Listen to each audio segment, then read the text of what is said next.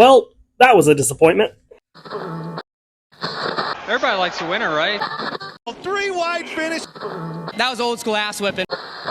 Boogity, boogity, boogity. Ooh, let's go racing today, boys. As you likely already know, the Indy 500 and the Coca-Cola 600 both happened yesterday. However, both races were majorly impacted by weather. Because of that, the Indy 500 didn't get started until 4:45, 4 hours after it was scheduled to start. Because of that, Kyle Larson ended up having to choose between the Indy 500 and the Coca-Cola 600 yesterday. Ultimately, he decided to stay in Indy, and I'll get into my thoughts about that later. However, this whole situation put a damper on the whole day, particularly for NASCAR. NASCAR has had so much momentum coming into this race. They've been in the news a lot lately, and on top of that, having one of their star drivers attempting the double was going to escalate this to a whole nother level. However, instead, the two races ended up going up against each other, likely killing both of their TV ratings, particularly the Coca-Cola 600s. The ideal situation here would have been both races wouldn't have been affected by weather. Kyle Larson would have run the Indy 500 and then left Indy, gone to Charlotte, and run the Coca-Cola 600 as well. This would have brought a huge audience from IndyCar for what is already one of NASCAR's biggest races.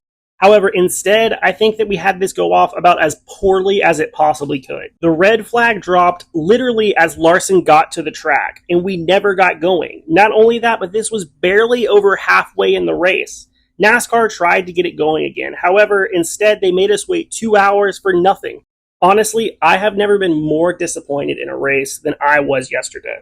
That being said, the actual racing we saw wasn't bad, and I was really excited to see how that race was going to end up, even if Kyle Larson wasn't there. Justin Allgaier, who was running Larson's car, was even up to 13th at the time that Larson got there. We were seeing good battles throughout the field, and the fact that Allgaier was able to do so well in the 5, considering he never got in a Cup car before, I thought that Larson might have even had a chance to be able to win this race. However, ultimately, we ended up having one of the most disappointing days in motorsports.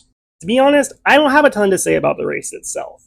Like I said, the early racing was good, but ultimately, I can't get over the disappointment I have about the way this ended up. One thing I do want to talk about, though, is Kyle Larson deciding to stay in Indy. Honestly, I have some mixed emotions about this.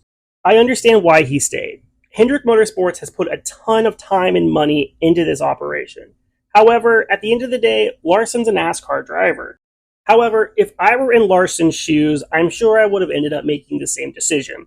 What could easily change my opinion on that, though, is NASCAR's decision about Larson's waiver. Technically, the NASCAR rulebook states that every driver competing for a championship has to complete or attempt to complete all of the races. I'm pretty sure NASCAR is going to give him a waiver for this situation. However, I am curious to see what NASCAR thought of Larson's decision to stay in Indy rather than coming to the NASCAR race in Charlotte. Ultimately, I think NASCAR will give him a waiver. However, I wouldn't be shocked if they decide not to. No matter what decision NASCAR makes, it's going to be controversial either way. But let's focus on the race for a second. Christopher Bell ends up winning this race due to the weather delay. The drivers that looked like they were going to be competing at the end of this race were Bell, Hamlin, and Byron. I am glad to see that one of those 3 drivers ended up winning this race and not somebody who was in the right place at the right time. This win gives Bell his 2nd win of the season, and this team really needed this win. Hopefully this win will help that team to have some more consistency going forward. One thing that I thought was cool that came out of the rain delay was once Christopher Bell was named the winner, they actually had a victory lane post-race interview. If you've been following me for a little bit, you know that that's something that I really miss, and I thought it was really cool and nostalgic to see. Obviously, it wasn't as big of a deal because it wasn't right after the race ended. However, it was really cool to be able to see the driver getting interviewed in victory lane with the trophy around him and the team coming in. I personally would love to see that come back every week. One thing that I think is absolutely crazy about this race is Larson missing the race completely got 0 points on the day.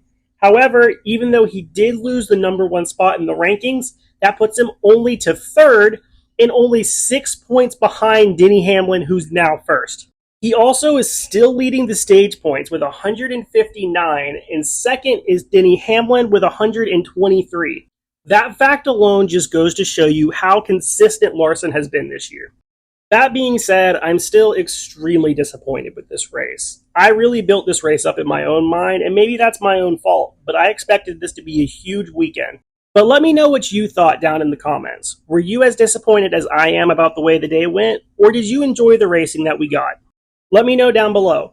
Also, we're now over the hump for the middle part of the regular season in NASCAR, and I just put out my mid-season review. Be sure to go over and check that out and let me know what you've thought of this season so far. As always, don't forget to like, comment, and subscribe. Make like Christopher and hit that bell so you can get notified on all of our latest NASCAR content. I appreciate you for watching, and I look forward to seeing you next time.